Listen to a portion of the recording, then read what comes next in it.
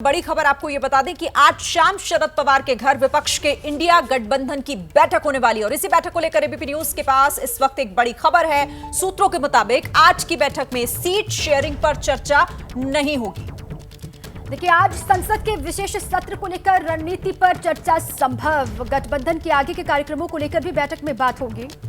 देखिए, आज ये संभावना थी कि हो सकता है सीट शेयरिंग पर कोई बात बने, लेकिन अब ये पुख्ता जानकारी हमारे पास है कि सीट शेयरिंग पर चर्चा नहीं होगी फिलहाल आज की मीटिंग में। और आज क्या होगा जान लीजिए। आज संसद के विशेष सत्र को लेकर रणनीति पर चर्चा संभव है। गठबंधन के आगे के कार्यक्रम किस तरीके से बढ़ेंगे, किस तरीके से अब सभी को मिलजुल कर प्रचार करना है, सरकार के खिलाफ मैदान में उतरना है, इसको लेकर बैठक में बात होगी। तो देखिए, इंडिया गठबंधन का एजेंडा आगे क्या रहने वाला है ये तय होगा। आपको जल्दी से इससे जुड़ी हुई जरूरी बातें समझा देते हैं कि आज होना क्या है। इंडिया गठबंधन की मीटिंग में आज क्या होगा। सीट शेयरिंग फॉर्मूले पर चर्चा मुमकिन है, ये हो सकती है। कमेटी मेंबर्स ने एजेंडा तैयार किया है, सूत्र ये जानकारी दे रहे हैं। इसी के साथ संयुक्त रैलियों और प्रचार पर भी बात संभव है कि ऐसा हो सकता है कि आखिर ज्वाइंट रूप से कहां पर किस तरह से रैलियां करनी, और इसी के साथ मीटिंग में अंतिम रूप दिया जा सकता है आगे के एजेंडे को। तो ये आज तय होगा इंडिया की मीटिंग में। ये वो पॉइंट्स हैं, ये वो इंपॉर्टेंट बातें हैं जो आज मीटिंग में होनी है और इसी पर चर्चा संभव है। अब हमारे पास और इससे अलावा क्या जानकारी है, सीधे रुक कर लेते हैं। मेरे सहयोगी जैनेंद्र इस पर हमारे साथ जुड़ गए हैं। जैनेंद्र, और क्या कुछ डिटेल्स मिल पा रही है, जरा इस पर हमें जानकारी दीजिए हमारे दर्शकों को। बिल्कुल, बड़ी खबर यह है कि अब तक ये संभावना जताई जा रही थी और खुद इंडिया गठबंधन की जो के घटक दल हैं उनकी तरफ से ये बताया गया था कि कोऑर्डिनेशन कमेटी की जो बैठक होगी उसमें सीट शेयरिंग को लेकर बात होगी। लेकिन अब जो टॉप सोर्सेज हमें बता रहे हैं उसके मुताबिक सीट शेयरिंग पर फिलहाल आज की बैठक में चर्चा होने की संभावना कम है। इसके पीछे वजह ये बताई जा रही है, वही पुरानी दलील दी जा रही है कि सीट शेयरिंग जो है वो राज्य स्तर पर होगा। तमिलनाडु में होगा तो वो कांग्रेस और डीएमके आपस में बैठकर तय करेंगे, और अगर यूपी में होगा तो वो अखिलेश यादव और जयंत चौधरी और कांग्रेस मिलकर के तय करेंगे। इस बैठक में सीट शेयरिंग पर बात नहीं होगी और उसकी ये भी वजह है कि इस बैठक में पार्टी के जो टॉप लीडरशिप है वो नहीं है। ममता बनर्जी नहीं है, स्टालिन नहीं है, अखिलेश यादव नहीं है। ऐसे में सीट शेयरिंग पर बात यहां नहीं होगी क्योंकि बात पूरी ही नहीं होगी। तो फिर आज की बैठक में बात क्या होगी। सूत्रों का यह कहना है कि आने वाले दिनों में चुनाव आयोग को लेकर के इंडिया अलायंस कुछ स्ट्रेटजी बना रहा है और इंडिया अलायंस की शिकायत है कि चुनाव आयोग का जो कंडक्ट रहा है वो पारदर्शी नहीं रहा है और वो तटस्थ नहीं रहा है। और मसलन शिवसेना के मामले में जो हुआ या एनसीपी के मामले में जो हुआ, इसको लेकर के एक स्ट्रेटजी बन रही है जिस पर आज चर्चा होगी। आने वाले दिनों में कार्यक्रम किस तरीके से होने उसको लेकर चर्चा होगी। सबसे अहम ये है कि सीट शेयरिंग पर किस तरीके से सभी दल आगे बढ़ेंगे, आगे मिलकर के चलेंगे, क्योंकि तमाम बड़े नेता, बड़े चेहरे नहीं हैं, जिस वजह से आज इस पर बात नहीं होगी। आप ये कह रहे हैं, आप रहे हमारे साथ। देखिए, इंडिया गठबंधन की बैठक से पहले बीजेपी लगातार विपक्ष पर बरस रही है। एबीपी न्यूज से बीजेपी के बड़े नेता मुख्तार अब्बास नकवी ने कहा कि इंडिया गठबंधन में शामिल दलों के अपने अपने अरमान हैं। हर कोई देखिए अलग अलग बात कह रहा है। वो ये कह रहे हैं कि सभी के अपने हसीन सपने हैं, लेकिन पूरे वो सपने कैसे होंगे इस पर वो बात कर रहे हैं। देखिए, अंकित हमारे साथी ने बात की है मुख्तार अब्बास नकवी से, आपको सुनाते हैं। नेशन कमेटी की पहली बैठक कहा जा रहा है, अब काफी महत्वपूर्ण बैठक है ये। देखो, एक बात बताएं आपको, गुरुओं की गिनती को गुरु घंटालों का गणित गच्चा देगा। मैं इसलिए कह रहा हूँ गुरुओं की गिनती को गुरु घंटालों का गणित गच्चा देगा कि इसमें गुरु तो जो अभी भी फुटकर में है, गुरु घंटाल थोक में है। और इन्हें भी मालूम है कि बिना वैकेंसी के वर्चस्व की वर्जिश चल रही है। और ये परिवार सोच रहा है कि हम रोटेशन का प्रधानमंत्री बनाएंगे। पब्लिक कह रही है कि हम परफेक्शन का प्रधानमंत्री चाहते हैं। तो परिवार का रोटेशन के प्रधानमंत्री बनाने का जुगाड़ और पब्लिक का परफेक्शन का प्रधानमंत्री बनाने का जुनून, ये बहुत साफ दिखाई पड़ रहा है। अब ये भारत की धाग और धमक को धूमिल करने की धूर्तापूर्ण धुन में खुद धूल धूसरित हो रहे हैं, तो हम क्या कर सकते हैं। लेकिन सर, इस सबके बीच में चर्चा ये भी हो रही थी कि इस कोऑर्डिनेशन कमेटी की बैठक में सीटों का कैसे बंटवारा किया जाएगा, क्योंकि अरविंद केजरीवाल समेत कुछ नेता जो लगातार ये कह रहे हैं कि हमको सीटों का बंटवारा कर लेना चाहिए जल्द से जल्द। तो अभी जब उस पर चर्चा नहीं हो रही, ऐसी भी जानकारी सामने। देखो, इसीलिए कह रहे हैं ना, गुरुओं के मेले में गुरु घंटालों का ठेला एक आध दो नहीं आएगा, और आएगा भी तो उसमें वर्चस्व का रेला चलेगा। तो ये सारी की सारी कहानी होगी। लेकिन इतना समझ लेना चाहिए कि ये सारे के सारे लोग क्या हैं, ना करके प्यार तुम ही से कर बैठे, करना था इनकार मगर इकरार तुम ही से कर बैठे, बाद में होगा तो तकरार तुम ही से कर बैठे, तो ये तकरार भी तुम ही से कर बैठेंगे। तो इन सब का जो है वो दिक्कत ये है कि मुल्क में जो है वो दोस्ती और मोहल्ले में कुश्ती। लेकिन सर इस सबके बीच में एक जानकारी और सामने आ रही है कि समाजवादी पार्टी की तरफ से भी एक बयान आ गया कि अखिलेश यादव प्रधानमंत्री बने तो अच्छा होगा। 2 दिन पहले लल्लन सिंह नीतीश जी के लिए कह रहे थे, कुछ दिनों पहले ममता बनर्जी की पार्टी। इसमें ख़ानदान अनेक ख्वाहिशें, एक हज़ारों ख्वाहिशें ऐसी कि हर ख्वाहिश पे दम निकले, बहुत निकले मगर मेरे अरमान कम निकले। तो अरमान सबके एक हैं, अरमान सबके आसमान पे हैं, 24 के बाद ज़मीन पे आएंगे। ये जो पूरे के पूरे हैं रोज़ नई नई भविष्यवाणियाँ कर रहे हैं। कभी जो है वो बाउंड्री के अंदर से जो है वो नो बॉल कर रहे हैं और कभी बाउंड्री के बाहर से बाउंसर फेंक रहे हैं। तो इनका बंटाधार होगा, इससे ज़्यादा कुछ नहीं है। इनका बंटाधार होगा, इससे ज़्यादा कुछ नहीं। सहयोगी कैमरा पर्सन मनीष उनियाल के साथ अंकित गुप्ता, एबीपी न्यूज़, दिल्ली। तो सुना आपने मुख्तार अब्बास नकवी को, उन्होंने कहा कि सभी की अपनी ख्वाहिशें हैं लेकिन हर कोई ख्वाहिश कैसे पूरी करे इसी जुगत में लगा हुआ है। अब देखिए आगे आपको बताते हैं कि इंडिया गठबंधन में क्या कुछ आगे होगा, किस तरीके से बैठकें आगे होंगी और क्या तैयारी की जा रही है आगे को लेकर। देखिए आज 13 सितंबर कोऑर्डिनेशन कमेटी की बैठक हो रही है, ये आप जानते हैं। 2 अक्टूबर को विजन डॉक्यूमेंट आने की संभावना है और अगली बैठक भोपाल में हो सकती है, इसकी भी संभावना है। और पहली साझा रैली भोपाल में हो सकती है, ये कहा जा रहा है आज। उसके बाद 2 अक्टूबर, उसके बाद अगली बैठक भोपाल में और उसके बाद पहली जो साझा रैली है भोपाल में हो सकती है, ये भी जानकारी है। जैनेंद्र हमारे साथी लगातार बने हुए। जैनेंद्र, देखिए आज की जो बैठक है उसमें क्या कुछ होगा, ये पूरी जानकारी आपने दी। अब अगली जो बैठक होगी उस पर नजर, क्योंकि भोपाल में अगली बैठक होगी ये कहा जा रहा है। उसके बाद पहली जो साझा रैली की जाएगी इंडिया गठबंधन की तरफ से वो भी भोपाल में होगी। बिल्कुल, देखिए अभी इसको लेकर के बात तय नहीं है। 5 से ज्यादा शहरों का प्रस्ताव है, दिल्ली, भोपाल, इसके अलावा गुवाहाटी, पटना, चेन्नई, कई शहरों में रैलियां करने का प्रस्ताव है। प्राथमिकता पहले उन राज्यों को दी जाएगी जहां पर कि बीजेपी की सरकार है। सूत्रों से भी ये जानकारी मिली है कि आज की बैठक में तय हो सकता है कि कहां पर रैली होगी पहली और कहां रैली होगी। सूत्रों का कहना है कि गणेश चतुर्थी के बाद और संसद का जो विशेष सत्र है उसके बाद सितंबर के आखिरी हफ्ते में एक बड़ी रैली करने की तैयारी जो है वो इंडिया गठबंधन के अंदर चल रही है। हालांकि इसको लेकर के अभी आधिकारिक तौर पर कुछ भी नहीं बताया गया है। तो आने वाले दिनों में देश भर में जो है वो रैलियां करने का प्रस्ताव है। अब जिस तरीके से पटना और बेंगलुरु और मुंबई में बैठक हुई उस तरीके से बैठक नहीं होगी इंडिया अलायंस के नेताओं की। अब जोर जो है वो पर्दे के अंदर सीट शेयरिंग पर बात करने पर होगी और पर्दे के सामने रैलियां करने पर होंगी। तो आज की बैठक में अब सीट शेयरिंग पर बात नहीं होगी, ये सूत्रों ने बताया है। लेकिन आने वाले दिनों के जो कार्यक्रम रहने वाले हैं उसको लेकर के आज कुछ फाइनल मुहर लग सकती है, जिसकी जानकारी बैठक के बाद हमें बिल्कुल आगे का एजेंडा क्या रहने वाला है इस पर जरूर चर्चा होगी और संभव है कि कोई एक सहमति जो है वो बन पाए। इसमें आप नजर रखिएगा। जैनेंद्र, शुक्रिया फिलहाल आपका। तो देखिए इंडिया गठबंधन का दावा है कि 2024 के चुनाव के लिए विपक्ष की साझा रणनीति आज की बैठक में तय होगी। वहीं बीजेपी विपक्ष के गठबंधन पर सवाल खड़े कर रही है। सीट शेयरिंग जिसको मीडिया के साथ ही सबसे महत्वपूर्ण चीज मानते हैं वो उतना मुश्किल नहीं है। तो आज की कोऑर्डिनेशन कमेटी मीटिंग में बहुत सारे महत्वपूर्ण मुद्दे हैं। मसलन यहाँ से आगे कैंपेन कैसे चलेगा, रैली का क्या होगा चरित्र, कौन कौन से मुद्दे हमारे वैसे प्रबल मुद्दे हैं जिसे हिंदुस्तान में बिसरा दिया गया। तो इंडिया अलायंस की पूरी कोशिश होगी कि जो लोकोन्मुख मुद्दे हैं उनकी एक फहरिस्त हो, उसके आधार पर चर्चा के बाद अलग अलग राज्यों में उसको लेके संदेश को लेके जाया जाए, वही मीडिया के लोगों के लिए भी टॉकिंग पॉइंट हो। इन सब संदर्भों में आज बातचीत होगी मुकम्मल। शेयरिंग की बात है। अभी जो बाई इलेक्शन हुआ, जहाँ अभी जो असेंबली इलेक्शन हो रहा है उसमें तो आपस में आमने सामने लड़ रहे हैं। अब कौन सी सीट शेयरिंग, कैसी सीट शेयरिंग होगी कि आप लोकसभा चुनाव से पहले जो 4 महीने पहले 5 महीने पहले चुनाव होंगे उसमें आप आमने सामने चुनाव लड़ रहे होंगे। ब्रेक के बाद फिर से स्वागत है आपका। और अब बता दें आपको कि आज दिल्ली में एक और बड़ी मीटिंग है और वो है मध्य प्रदेश चुनावों को लेकर कांग्रेस स्क्रीनिंग कमेटी की लगातार दूसरे दिन ये बैठक हो रही है। और इस बीच बड़ी खबर ये आ रही है कि कांग्रेस में टिकट को लेकर क्राइटेरिया बन गया है। टिकट, किस तरीके से टिकट का बंटवारा होना है, इसे लेकर क्राइटेरिया सेट हो गया है। सूत्रों से ये जानकारी मिल रही है। इस वक्त की ये बड़ी खबर, दिल्ली में स्क्रीनिंग कमेटी की बैठक का आज दूसरा दिन है।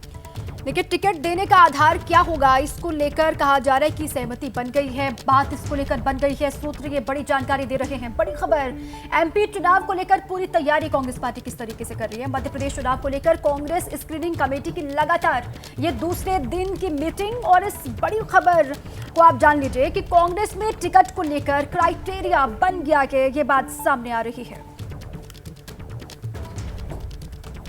तो एमपी चुनाव पर यह बड़ी बैठक कांग्रेस स्क्रीनिंग कमेटी की दूसरा दिन है आज, बेहद महत्वपूर्ण, लेकिन क्राइटेरिया सेट हो गया है। जो जानकारी मिल रही है, फॉर्मूला किस तरीके से रेडी आपको समझाते हैं। देखिए, जो नेता पिछला चुनाव 5000 वोट से हारे, टिकट मिल सकता है। एमपी में कांग्रेस की यह रणनीति है। जो नेता पिछला चुनाव 20,000 से ज्यादा वोट से हारे, टिकट नहीं दिया जाएगा उन्हें। वो टिकट के लिए इस बार जो है वो उनकी दावेदारी लगभग खारिज हो जाएगी। लगातार 3 चुनाव हारने वाले नेता टिकट दौड़ से पूरी तरीके से बाहर हैं, जो लगातार 3 चुनाव हार चुके हैं। टिकट में किसको ज्यादा मौका मिलेगा? जो युवा है, महिलाएं और साथ ही जो नए चेहरे हैं, उन्हें मौका ज्यादा मिलेगा। कांग्रेस की यह रणनीति तय हुई है और यह पूरा जो एक आधार है टिकट बंटवारे को लेकर वो तय हुआ है। इस पर बात करने के लिए देखिए, मेरे साथ आप 2 सहयोगियों को देख रहे हैं। नीरज हमारे साथ जुड़ गए, साथ ही आशीष हमारे साथ न्यूज रूम से लाइव है। सबसे पहले आशीष, आपके पास आते हुए, दूसरा दिन है इस बैठक का, आज क्या कुछ होना है? कहा यह जा रहा है सूत्रों से कि क्राइटेरिया सेट हो गया है, टिकट किस आधार पर और कैसे दिया जाएगा? जी हाँ, बिल्कुल, जो आप रीड आउट कर रही थी, क्राइटेरिया पूरी तरह से कांग्रेस ने तय कर लिया है कि इस बार कैसे उम्मीदवारों को वो टिकट्स देने वाली हैं। आज लगातार दूसरा दिन है जिसका जिक्र आपने किया स्क्रीनिंग कमेटी का। ये दिखाता है कि कांग्रेस कितना गंभीर है, क्योंकि वो अच्छी तरह जानते हैं कि भारतीय जनता पार्टी ने मच इन एडवांस अपने कैंडिडेट्स डिक्लेयर करने शुरू कर दिए हैं। ऐसे में ये सारे क्राइटेरिया तय किए गए हैं कांग्रेस की तरफ से, और आज की बैठक में चेहरों का, उम्मीदवारों को तय किया जाएगा। और जहां तक मेरी जानकारी है उसके मुताबिक जल्द से जल्द आखिरी फैसला लेकर के सितंबर के अंत तक पहली सूची भी जारी कर दी जाएगी। क्राइटेरिया वही है शिरीन जिसका आप जिक्र कर रही थी, 5000 के तकरीबन अगर किसी वोट से जो पिछले कैंडिडेट्स हारे उनको तो टिकट इस बार दिया जा सकता है, लेकिन उसमें भी पहले जातिगत समीकरण और सर्वे करा के इंडिविजुअल कैंडिडेट्स पर तब फैसला लिया जाएगा। 20,000 से ज्यादा जो लोग वोट से हारे थे उनको इस बार टिकट मिलने की कोई गुंजाइश नहीं है। 3 बार चुनाव जो पिछली बार हार चुके हैं पिछली दफा तक, उनको टिकट मिलने की कोई गुंजाइश नहीं, वो रेस से बाहर है। और नए चेहरे, युवाओं को, महिलाओं को और नए चेहरों पर फोकस किया जाएगा। संभव है सितंबर के अंत तक आप पहली सूची कांग्रेस की देख सकें। ठीक है, आप कह रहे हैं कि जल्द ही इससे लेकर जो लिस्ट है वो भी जारी की जा सकती है। आप रहिएगा हमारे साथ, नीरज भी हमारे साथ बने हुए हैं, लेकिन जिस तरीके से फॉर्मूला सेट हो चुका है ये भी हमने अपने दर्शकों को बता दिया। अब सियासी एक्शन आज का एमपी चुनावों को लेकर क्या है? देखिए, पीएम मोदी की अध्यक्षता में केंद्रीय चुनाव समिति की बैठक होने जा रही है। 50 से 60 उम्मीदवारों के नाम पर मुहर लग सकती है, यह कहा जा रहा है। कांग्रेस स्क्रीनिंग कमेटी की आज दूसरे दिन भी बैठक, जैसा हमने आपको थोड़ी देर पहले बताया, कल 4 घंटे तक यह बैठक चली थी और उस बैठक में 100 सीटों पर चर्चा हो गई थी। 100 सीटें जो हैं उन पर चर्चा हो गई थी। लेकिन जिस तरीके से बीजेपी भी देखिए लगातार चुनावी मूड में है और रणनीति बीजेपी भी बना रही है, मतलब दोनों ही अपने अपने स्तर पर कोई कमी नहीं छोड़ना चाहते हैं। बीजेपी की क्या रणनीति आज रहने जा रही है उस पर जानकारी देने के लिए नीरज का रुख कर लेते हैं। नीरज, क्या अपडेट इसे लेकर?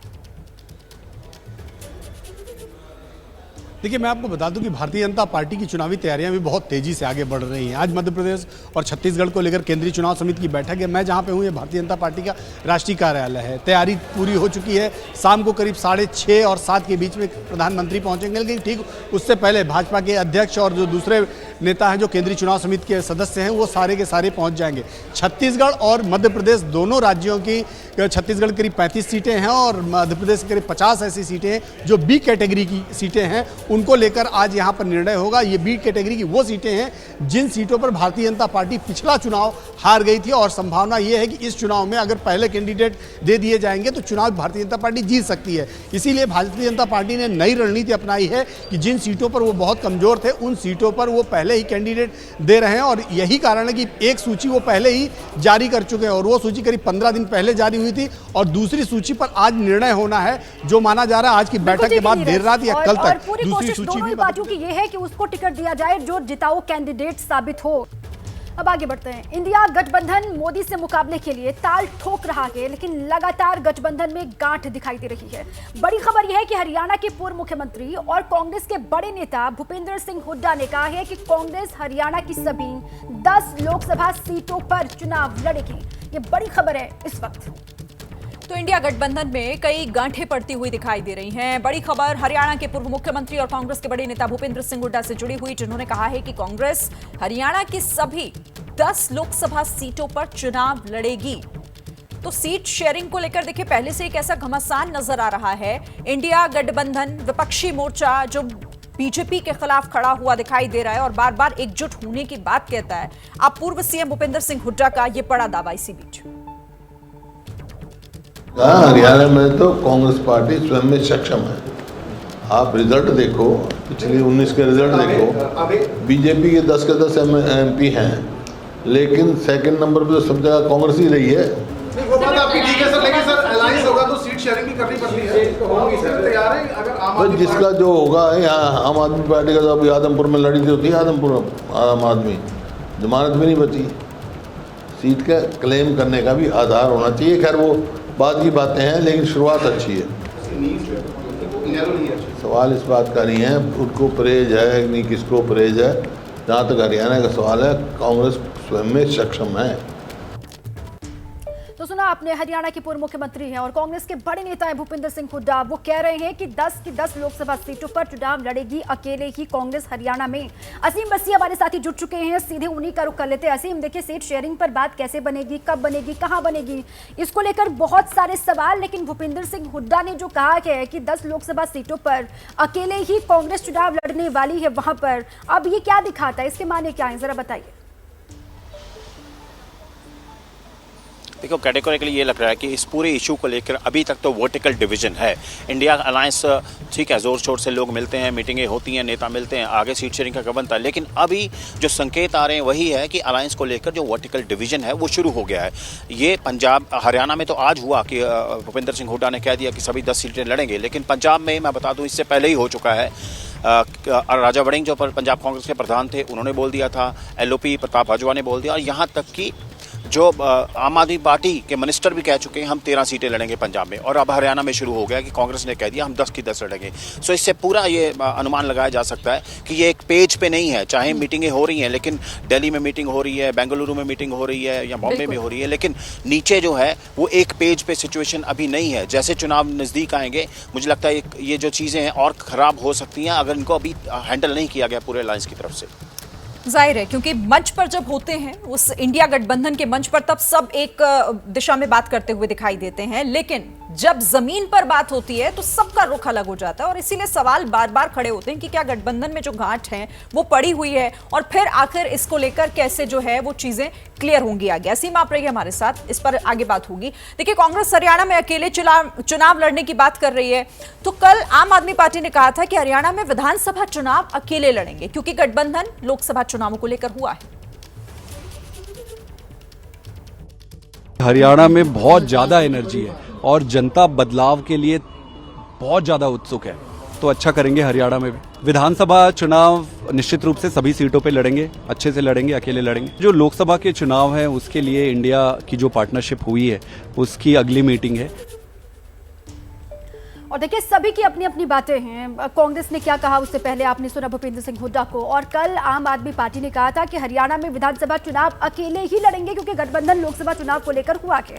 अब सीधे असीम का एक बार फिर से रुख कर लेते हैं। असीम, देखिए सभी की अपनी अपनी बात है, वो कांग्रेस पार्टी हो, आम आदमी पार्टी हो, और इसीलिए तो हम कह रहे हैं कि जो गठबंधन एक साथ दिखाई दे रहा है उसमें बहुत सारी गांठें हैं जो खुलकर सामने भी आ रही है। बिल्कुल वही है कि टॉप लीडरशिप मुझे लग रहा है वो एक पेज पे है, लेकिन जो नीचे लीडरशिप है, स्टेट्स में लीडरशिप है, वो अलग पेज पे है। हरियाणा में शुरू हो गया है, आप देख सकते हैं। पंजाब में तो बिल्कुल आमने सामने हो गया। आम आदमी पार्टी बोल रही हम 13 लड़ेंगे, कांग्रेस बोल रहा है 13 लड़ेंगे। यहाँ पे अब कांग्रेस ने हरियाणा में बोल दिया 13 लड़ेंगे, विधानसभा में अलग अलग लड़ेंगे। मतलब जो ऊपर मीटिंगें हो रही हैं, जो भी होमवर्क हो रहा है, सीट शेयरिंग तो अभी दूर है, लेकिन जो खटास पैदा हो रही है नीचे स्टेट यूनिट्स में, मुझे लगता है वो फायर फाइटिंग करनी पड़ेगी अगर इंडिया अलायंस को कोई कामयाबी हासिल करनी है या उसके नज़दीक भी जाना है। क्योंकि अगर ऊपर आप एक फोटो अपॉर्चुनिटी कर लें या फोटो सेशन हो जाए कि हम इकट्ठे हैं, लेकिन नीचे लीडर्स के इस तरह के स्टेटमेंट्स आने, वो definitely with in the party जो रैंक कैडर है, प्रोफाइल है, उसको भी कंफ्यूज करता है, वोटर को भी कंफ्यूज करेगा। और मुझे लगता है ऐसा भी लगेगा कि हाँ, ये सभी एक पेज पे ही नहीं है, क्योंकि कोई भी रणनीति हो, कोई भी चुनाव हो, मुझे लगता है ऊपर जब चीजें डिसाइड हो चुकी है, नीचे उसको इसी तरह रेसिप्रोकेट करना चाहिए, लेकिन वो रेसिप्रोकेशन नीचे नहीं हो रहा है। ऊपर अलग है, नीचे अलग है। बिल्कुल सही आपने कहा कि और यही कंफ्यूजन बनाने का काम करता है, लोगों को, वोटर्स को भी असमंजस में डाल देता है कि आखिर एक रणनीति बन भी पा रही है या फिर नहीं। देखिए, इसी बीच इंडिया गठबंधन को लेकर एक और बड़ी खबर आ रही है। आज शाम शरद पवार के घर पर विपक्ष की इंडिया गठबंधन की बैठक होने वाली है और इसी बैठक को लेकर एबीपी न्यूज पर बड़ी खबर आपको बता दें। सूत्रों के मुताबिक आज की बैठक में सीट शेयरिंग पर चर्चा नहीं होगी। आज संसद के विशेष सत्र को लेकर रणनीति पर चर्चा संभव है। गठबंधन के आगे के कार्यक्रमों को लेकर भी बैठक में बात होगी। और हमारे साथी जैनेंद्र लगातार बने हुए। जैनेंद्र, देखिए आज की बैठक पर ही लगातार निगाही भी टिकी हुई थी कि क्या होगा, सीट शेयरिंग पर बात होगी क्या, और आगे किस तरीके से प्रचार प्रसार करना है, सरकार को और किस तरीके से संयुक्त तौर पर घेरना है, इसको लेकर कोई बात बनेगी क्या, ये बहुत सारी बातें चल रही थी। अब ये जानकारी है कि संसद का जो विशेष सत्र चलना है उसको लेकर भी मुद्दों को सेट किया जाएगा और फिर आगे क्या होगा, जरा बताइए। बिल्कुल, संसद का विशेष सत्र जो है उसका एजेंडा अब तक साफ नहीं है। हालांकि इसको लेकर के नेता विपक्ष मल्लिकार्जुन खड़गे के घर पर एक बैठक हो चुकी है। सोनिया गांधी ने प्रधानमंत्री को एक चिट्ठी भी लिखी थी जिसमें 9 मुद्दे गिनाए थे और कहा था कि इन मुद्दों पर बात होनी चाहिए संसद के विशेष सत्र में। आज जो बैठक होगी इंडिया गठबंधन के समन्वय समिति की, उसमें भी संसद के विशेष सत्र के मसले पर और उसकी रणनीति को लेकर के चर्चा होगी एक हिस्से में। लेकिन मुख्य तौर पर चुनाव आयोग को लेकर के इंडिया गठबंधन की स्ट्रैटेजी बन रही है, उसको लेकर के बात होगी कि किस तरीके से चुनाव आयोग का जो कंडक्ट रहा है बीते दिनों में उसको हाईलाइट किया जाए और प्रेशर बनाया जाए। और इसके अलावा आने वाले दिनों में जैसे आपने बताया जो कार्यक्रम रहने वाले हैं, जैसे जिनमें खासतौर पे जनसभा कई सारी होनी है इंडिया गठबंधन की, इसको लेकर के बात होगी। पहले ये फोकस बनता नजर आ रहा था कि सीट शेयरिंग पर बात होगी, लेकिन अब उच्च सूत्रों ने बताया है कि सीट शेयरिंग पर बात फिलहाल इस बैठक में नहीं होगी क्योंकि वो राज्य स्तर पर होगी। और एक और खबर मैं दे दूं आपको कि आज की बैठक में 2 बड़ी पार्टियां इस गठबंधन की जो 2 बड़े घटक दल हैं वो नदारद रहेंगे। एक तो टीएमसी, जिसके बारे में पहले से पता था अभिषेक बनर्जी को आज ईडी के सामने पेश होना है, इस वजह से वो दिल्ली नहीं आ पा रहे, दिल्ली में जो समन्वय समिति की बैठक हो रही है उसमें नहीं आ पा रहे। और दूसरा, सीपीएम की तरफ से भी कोई नुमाइंदगी नहीं होगी समन्वय समिति की बैठक में क्योंकि सीपीएम अभी तक तय ही नहीं कर पाई है कि उनकी तरफ से समन्वय समिति में जाएगा कौन। और ये तय करने के लिए पार्टी की पोलित ब्यूरो जो है वो 16 और 17 सितंबर को बैठेगी, तब जाकर तय होगा कि समन्वय समिति में सीपीएम को रिप्रेजेंट कौन करेगा। तो आज की बैठक में सीपीएम भी नहीं रहेगी, टीएमसी भी नहीं रहेगी। ऐसे में जाहिर सी बात है कोई बहुत बड़ी रणनीति जो है आज की बैठक में उस पर मुहर आज लगने की संभावना बेहद कम है। जी ओके, ठीक है जैनेंद्र, आप रहिए। अब आशीष आपके पास आते हुए, तो देखिए बताया हमें जैनेंद्र ने कि क्या कुछ आज होना है, लेकिन इससे पहले जो असीम जानकारी दे रहे थे, क्योंकि क्या इस पर भी बात नहीं होनी चाहिए इस गठबंधन में जो कंफ्यूजन बना हुआ है कि आप एक मंच पर होते हैं तो एक बात करते हैं, लेकिन जब आप राज्यों में चले जाते हैं तो आप फिर सिर्फ और सिर्फ अपनी बात करते हैं कि वहां हम अकेले चुनाव लड़ेंगे। बिल्कुल शिरीन, और ये एक ऐसा कॉन्ट्रडिक्शन है जिसको डील करना आगे आने वाले समय में बहुत मुश्किल होने वाला है। कहने को मुंबई की बैठक में प्रेस रिलीज निकाल करके जॉइंट स्टेटमेंट में ज़रूर कह दिया कि जितना संभव हो सकेगा, टू द एक्सटेंट पॉसिबल, हम अलायंसेस करने की कोशिश करेंगे। पहले एक बड़ा उन्होंने फिगर दिया था, आपको याद होगा, करीबन 450 के आसपास का, उसको घटा करके कहा गया कि 300 350 सीटों पर हम एक साथ अलायंस करेंगे। फिर बेंगलोर में मुझे याद है सीताराम येचुरी ने मुझसे कहा था हम स्टेट स्पेसिफिक अलायंसेस करेंगे। अब नौबत यहाँ तक आ गई है कि जो बड़े स्टालवर्ड्स हैं, वो भी प्रिंसिपल ऑपोजिशन पार्टी के, वो तो खुल के कह रहे हैं, और इनकी बात काटेगा भी कौन, भूपेंद्र सिंह हुड्डा साहब की। राहुल गांधी कह रहे थे महाराष्ट्र में, मुंबई की बैठक में और बेंगलोर में, मुझे अच्छी तरह याद है कि मैं ज़्यादा से ज़्यादा लोगों को अकोमोडेट कांग्रेस पार्टी करने की कोशिश करेगी। और खुद भूपेंद्र सिंह हुड्डा ने ऐलान कर दिया है कि कोई भी लोकसभा सीट पर वो कॉम्प्रोमाइज़ नहीं करने वाले। तो ये बहुत बड़ी चुनौती, आप बिल्कुल ठीक कह रही हैं। मुझे ऐसा लगता है कि इसको एड्रेस करना मुश्किल होगा और आगे चल के हम इस ग्रैंड इंडिया अलायंस में काफ़ी फूट भी देख सकते हैं। बड़ी खबर बता दें, राजस्थान में ईडी की छापेमारी चल रही है। जल जीवन मिशन में घोटाले को लेकर यह छापेमारी हो रही है। मिशन से जुड़े हुए अधिकारियों के ठिकानों पर रेड डाली जा रही है। एक अधिकारी ओपी विश्वकर्मा के ठिकानों से करीब 8 किलोग्राम सोना बरामद हुआ है छापेमारी के दौरान, बताया जा रहा है। इससे पहले 6 सितंबर को भी एक रेड हुई थी जिसमें करीब 2 करोड़ 32 लाख कैश और 1 किलो सोना भी मिला था। और इसी पर हमारे साथी मनोज वर्मा जुड़ चुके हैं। मनोज, क्या जानकारी है ईडी की इस कार्रवाई को लेकर, कहां पर ये रेड पड़ी है और क्या कुछ अभी तक मिला है? बिल्कुल, देखिए आपको बताना चाहेंगे कि ये जो छापेमारी है वो राजस्थान में अलग अलग जगहों पर चल रही है। और इससे पहले भी आपको बताना चाहूंगा कि 4 सितंबर को ईडी ने रेड की थी और जब ईडी ने पीएमएलए एक्ट के तहत ये मामला दर्ज किया था और ईडी को पता चला था कि जल जीवन जो मिशन है उसमें एक बड़ा घोटाला हुआ है। और जब 4 सितंबर को छापेमारी हुई थी तब 2 करोड़ 32 लाख रुपए के साथ साथ सोना भी बरामद किया गया था। इसके अलावा जब आज इसी सिलसिले को आगे बढ़ाते हुए जब छापेमारी की जा रही है तो उसमें 8 किलो सोना जो एक अधिकारी है ओपी विश्वकर्मा उनके यहाँ से सोना बरामद हुआ है। तो फिलहाल ईडी की छापेमारी अभी जारी है और मामले की इन्वेस्टिगेशन लगातार चल रही है। देखिए, आजम खान के ठिकानों पर जो इनकम टैक्स की रेड चल रही है उसको लेकर अखिलेश यादव का बयान सामने आ गया है। अखिलेश यादव ने सीधे हमला बोला है बीजेपी सरकार पर। अखिलेश यादव ने एक्स पर पोस्ट किया है, निशाना साधा है। वो लिख रहे हैं कि सरकार जितनी कमजोर होगी विपक्ष पर छापे उतने ही बढ़ते जाएंगे। ये बीजेपी सरकार पर अखिलेश यादव का निशाना।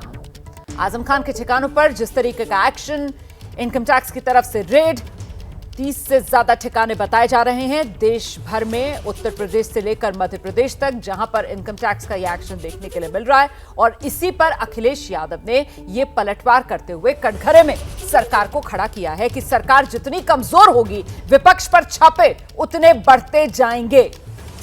ये एक्स पर पोस्ट किया है अखिलेश यादव ने।